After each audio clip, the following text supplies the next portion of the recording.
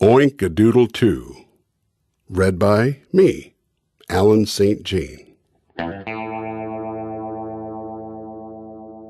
A dark and scary night, with whistling winds a storm to brew. Tumbleweeds danced in the steamy air, 'twas a wind only Texas knew. A solitary farmhouse and a big red barn stood tall, against an angry sky, as if protecting one and all. Inside the barn the animals were huddled, fear-stricken. A piglet, Oink, a calf named Moo, and a crazy baby chicken. Lightning's eerie fingers flashed across the southern sky. Thunder rocked the countryside. It made the babies cry.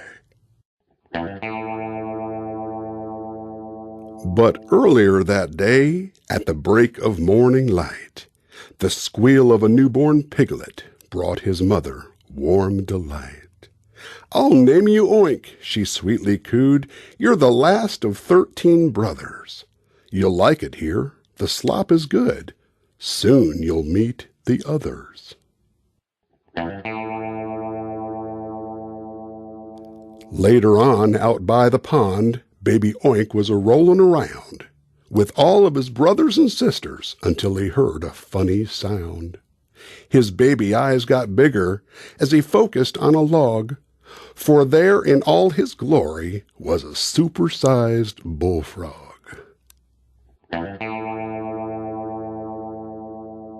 He opened his enormous mouth. His voice was very low.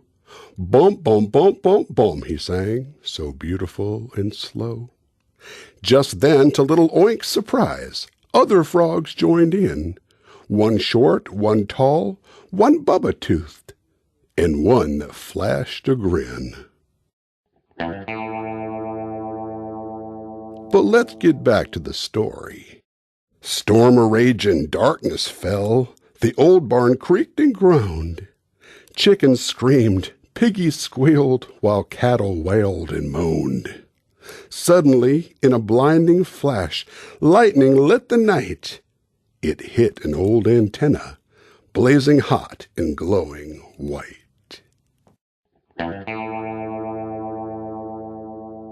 Then, some say a miracle. I swear the story's true. A white-hot tail of energy went up, across, and through. Old wires, rotten, broken, seemed somehow to come alive. An electric surge connected them. They buzzed just like a hive. Way up on a dusty shelf, beside an old black crow, a radio not played in years somehow began to glow. Then music with a bump, bump, bum rang out for all to hear. The sound caught the attention of Oink's pink, perceptive ear. As in a dream, the tiny piglet slowly turned his head. Strange sights and sounds, he rubbed his eyes. "What's going on?" he said. For all around the room, in the music, fear had vanished. And in the glow from the radio, the darkness, too, was banished. Birds were swaying side to side as horses crunched their grain. The baby chick was dancing to the rhythm of the rain. The cows began to limbo. They were bending oh so low. A Holstein calf had joined right in on a teeny-tiny piano.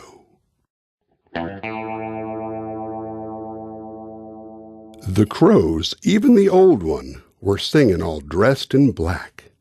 Something slid across the floor in a weathered burlap sack. The pen of pigs got restless. They were snorting and stomping it up. They tapped their hooves on the rusty cab of the farmer's pick-me-up.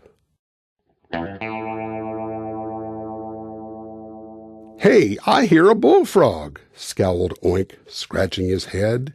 "He's stuck inside that radio." Oink paused. "He's stuck inside my head." It seems I'm not the only one. I see a mouse who's clappin', and hey, what's that beside him?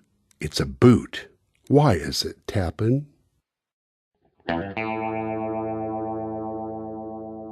The fancy boot with a toe of tin was joined by yet another. Together, tapping right in time. "It's him!" cried the piggy's mother. Stepping from the shadows, just as the music died, came a wee old man, the farmer, with a twinkle in his eye. He lit a tiny lantern as the radio went dark. "Don't worry," he said softly. "I'll be careful with the spark." The room was bright, but all were hushed. He sat down on a bale. "Music," sighed the little man. "I'd like to share a tale."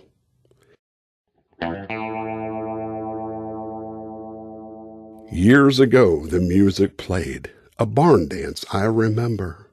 Millie from a yonder town was here. It was September. I wore these very boots, you see, I couldn't dance a lick, till Millie took my hand. 'Twas then my very heart was strick. But that's the last I've seen her, said the farmer with a sigh. I've often wondered where she went and why the music died. He tapped his boots and noted his reflection in the tin. You know, I've learned a lot tonight. The music is within. The storm was gone. The stars came out, shining oh so bright. I'll find you, said the farmer, as he slipped into the night. Oink walked to the door and said, Don't worry, he's not gone.